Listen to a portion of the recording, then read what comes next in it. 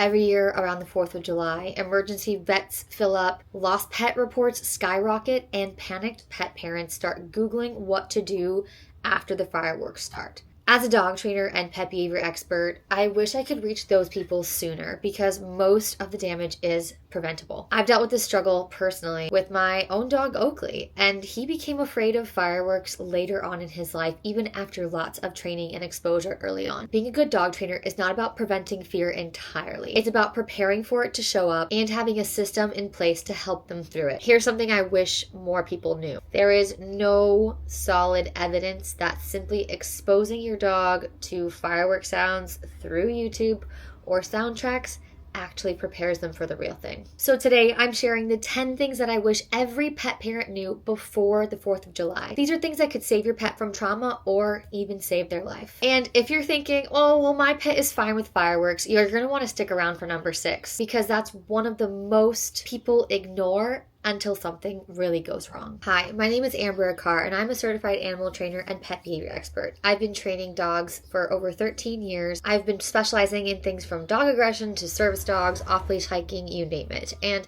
if I can do anything, I want to help you have an amazing life with your pets and help you debunk some of the myths that you might think are true. My goal is to help you have an amazing life with your pets by sharing science-backed information and relatable and reliable tips to help you with your pets.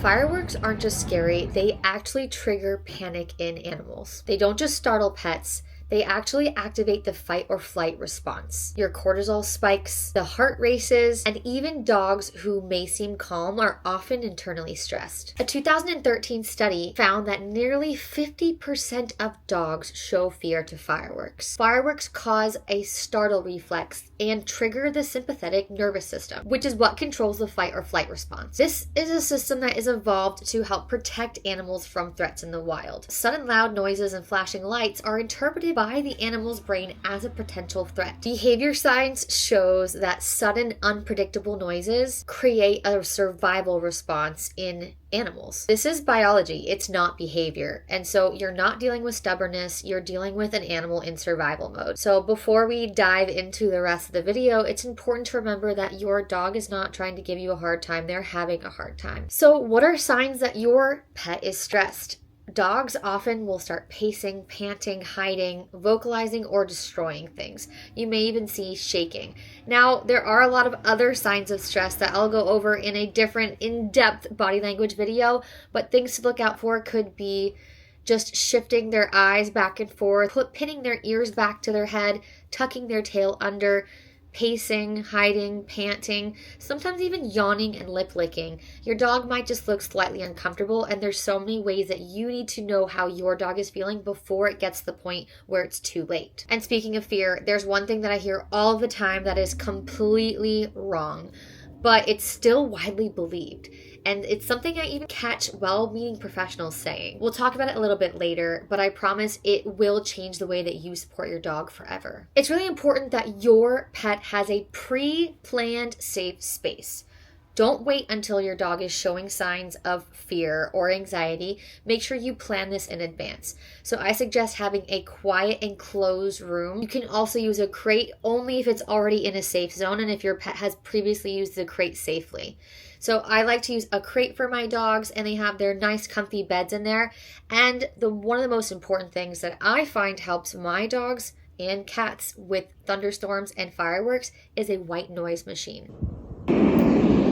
The white noise helps cancel out any of these big loud bursts, and it helps create a constant noise going on so that any noises on the outside are not as loud or startling. I also find that blackout curtains are really, really helpful. If you don't have blackout curtains, you can actually get a blackout crate cover, which can also help your dog feel safe in their enclosed, safe environment. The blackout curtains are also really important because it's not just the noise that's bothering your dog, it's also the flashes of light. So making sure that they don't get those flashes of light and those startling sounds constantly by creating a safe space that is enclosed, created ahead of time, blacked out, and having continuous noise playing like white noise is really beneficial. Now, it's really important to set this up days in advance. You don't want to wait till the day of, and you want to make sure this space is already a comfortable spot for your dog. If you set this up for them and expect them to go to it for the first time and see it as their safe zone, your dog might be a little bit confused and not actually enjoy being in that space. So make sure you set this up in advance. Make it a positive association, a comfortable association for your dog. You can use calming sprays and scents. You can use their favorite toys, enrichment toys, or you can even use music like Through a Dog's Ear, classical piano, or use something like dog TV to help it be a safe zen zone for your dog. Personally, I have a dog crate set up in my basement where they have their nice cushy beds. I will put blackout curtains either around the crate or on the windows of the basement, and then have a white noise machine right beside the crate throughout the entire night. Did you know that animal shelters see a 30 to 60% increase in lost pets between July 4th and July 6th?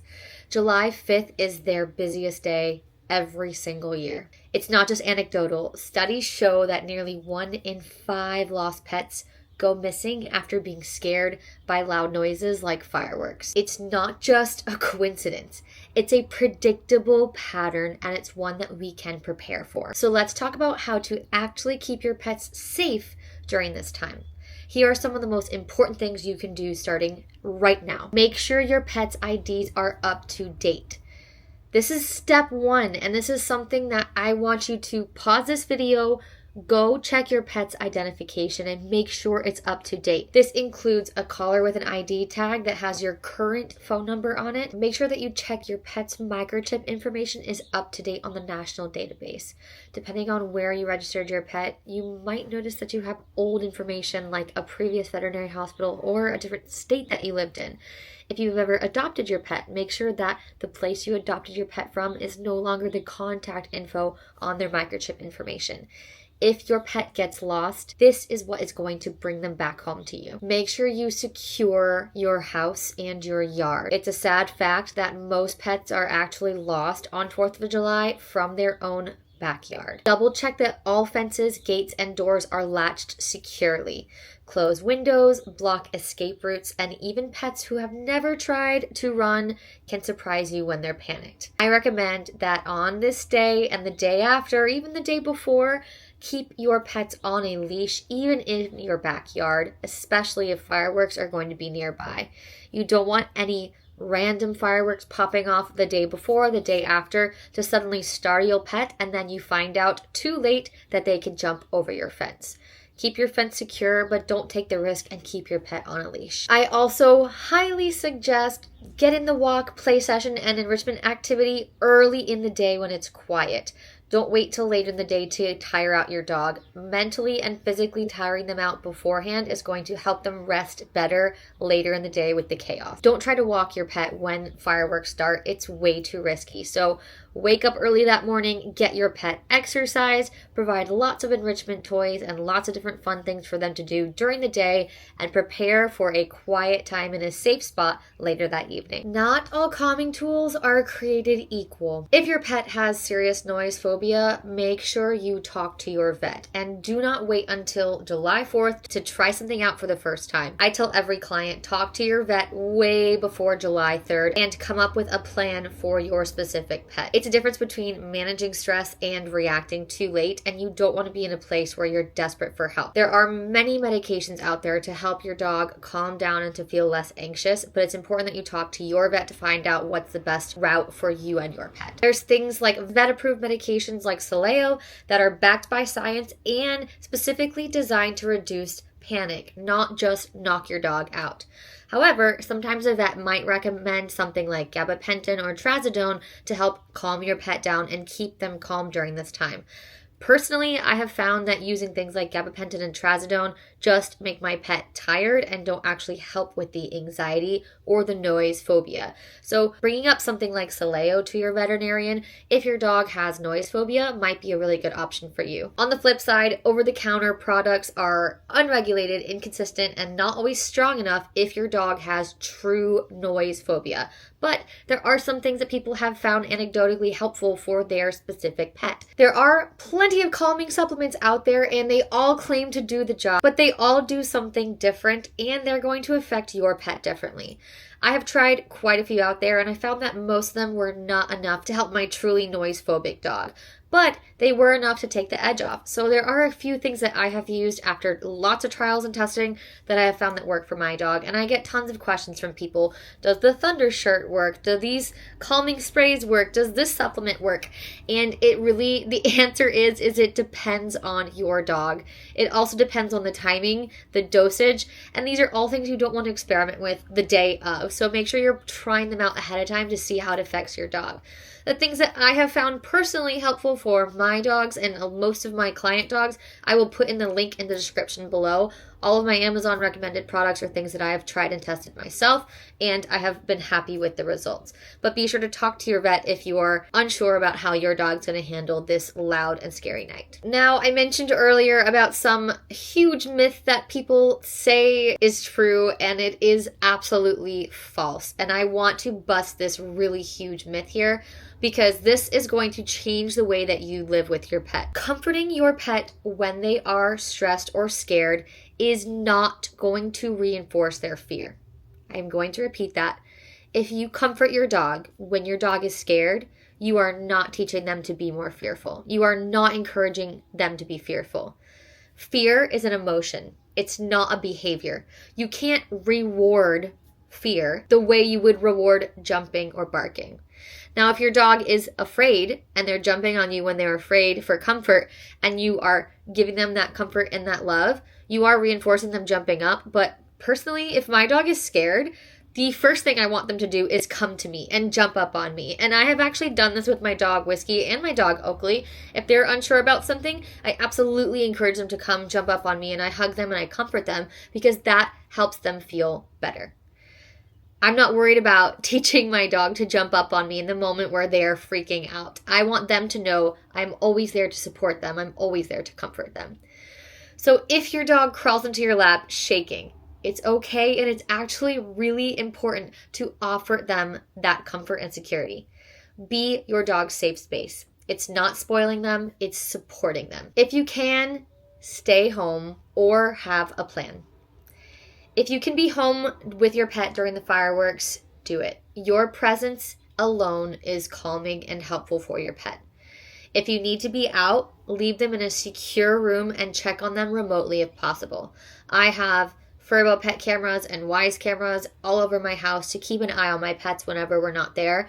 And if anything seems out of the ordinary, I can come home in an instant. If your pet has extreme anxiety, consider boarding them in a quiet facility outside the city or having someone that you trust to stay with them. Now, a lot of people discuss bringing their pet with them. This might be a good option if your pet loves to be with you and they don't get fazed by stuff, but a lot of times this could be more dangerous than leaving them in a safe space. So I highly suggest leaving your pet at home if possible. A lot of times when you bring your pet with you, the environment is overstimulating, it's unpredictable, and there's a lot of unsafe things like sparklers, food, alcohol. So many things can go wrong because it's such an unpredictable environment. So stay home if you can, or have a plan for your pet. Celebrations like this are not designed with your pets in mind, and so make sure that your pet is at the forefront of your mind and you have a specific safe plan for your pet the entire time. If you're still thinking, my dog's used to loud noises, they'll be fine,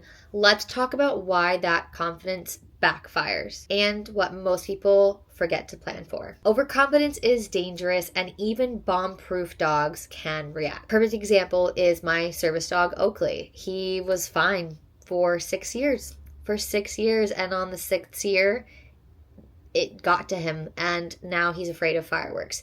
You never know what your dog is going to experience or how they're going to feel as they age and as different life experiences happen. So let's talk about something I see way too often: overconfidence. Just because your dog handled fireworks well last year doesn't mean that they will this year. So why? A lot of times it's because of something called trigger stacking. It's when multiple small stressors build up. The heat of the day, a skipped walk, going to a new person's house, meeting new dogs, kids screaming, a change in routine, getting different types of treats, sounds, lights, changes, and then boom, fireworks hit and your dog is at their limit. Their stress bucket overflows. Suddenly the dog, who's usually calm, trained, and totally reliable, unbothered by things, starts pacing, panting, or even panicking, barking, reacting to things, or snaps at someone that tries to say hi to them. It's not always about training. It's about thresholds. It's about knowing what your dog can handle and what they might not be able to handle. And if they've been able to handle things in the past, it's about being prepared and managing our dog's environment and the way that they feel, making them feel comfortable over our pride of bringing them with us and having that really well-behaved dog. So even if your dog has never had a problem before, please don't skip prep this year. Now, along with the topic of preparation, I have something that you guys are not going to want to hear. Desensitization to fireworks. The sound of fireworks on TV or on YouTube doesn't always work. And often it doesn't work. Here's something I wish more people knew.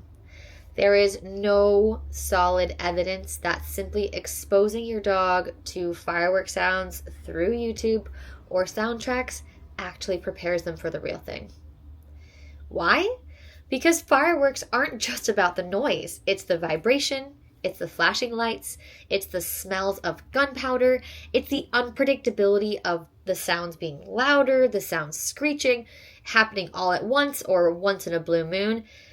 Sound alone can't replicate any of that. So no, it's not a training issue.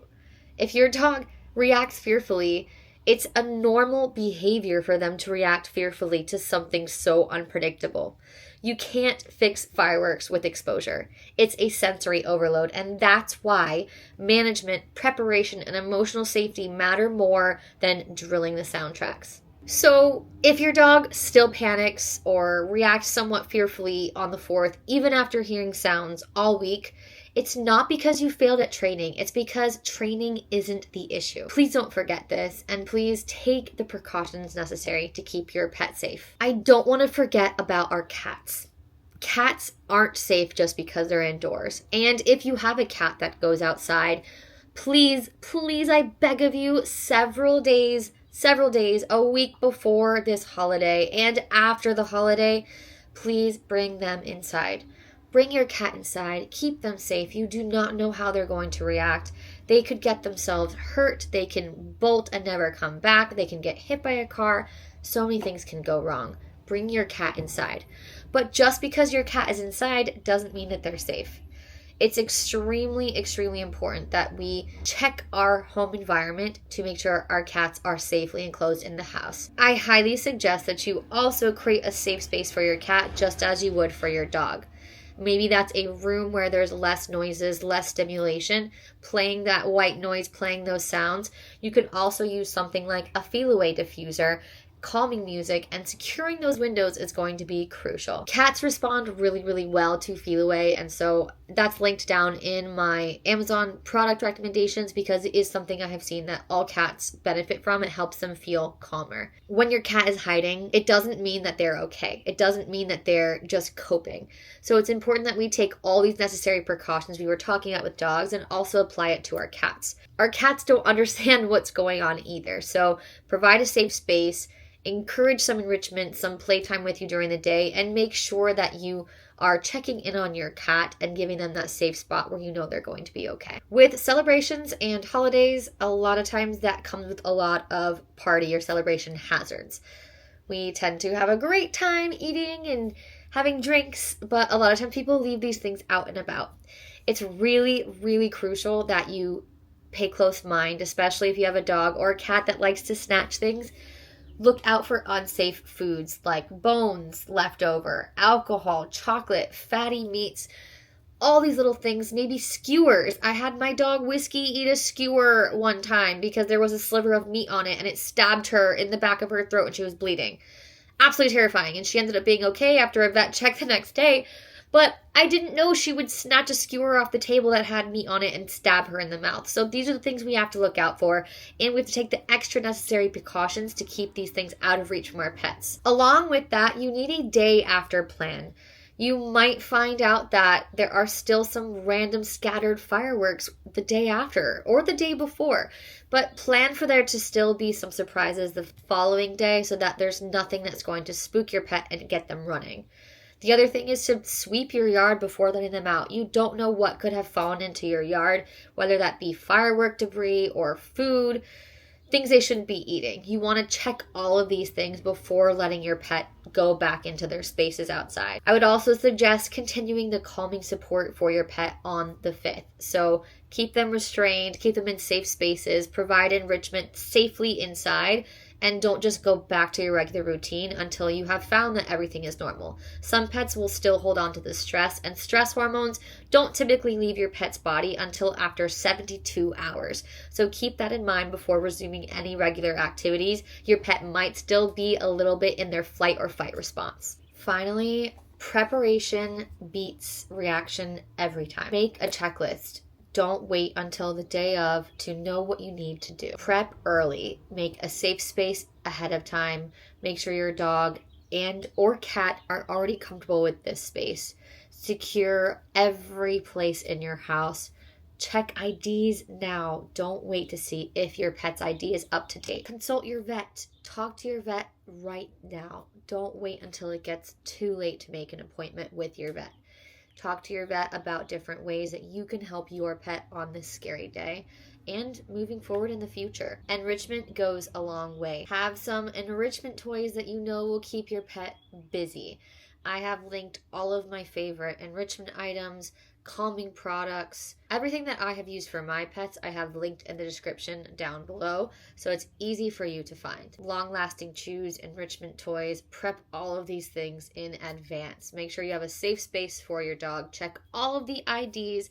Talk to your vet now before it's too late. Remember that this isn't a training issue. It is a normal behavior for your dog or your pet or your cat to react fearfully to this situation. Prepping early is about being a responsible pet parent. Don't wait until you see any signs of fear or anxiety. Prepare in advance so that you can help keep your pet safe and comfortable. You don't have to wait until your pet is showing signs of anxiety to take action.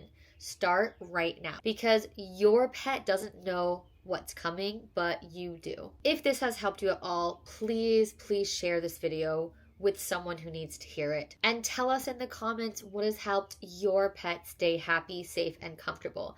Let's help other pet parents prepare for this holiday and share what has worked for our pets. Or if there's any tips that I missed or any questions or comments, please put them down below so we can have a great discussion going. And don't forget to subscribe if you want more real-life, behavior-based tips that are going to help you and your pet thrive.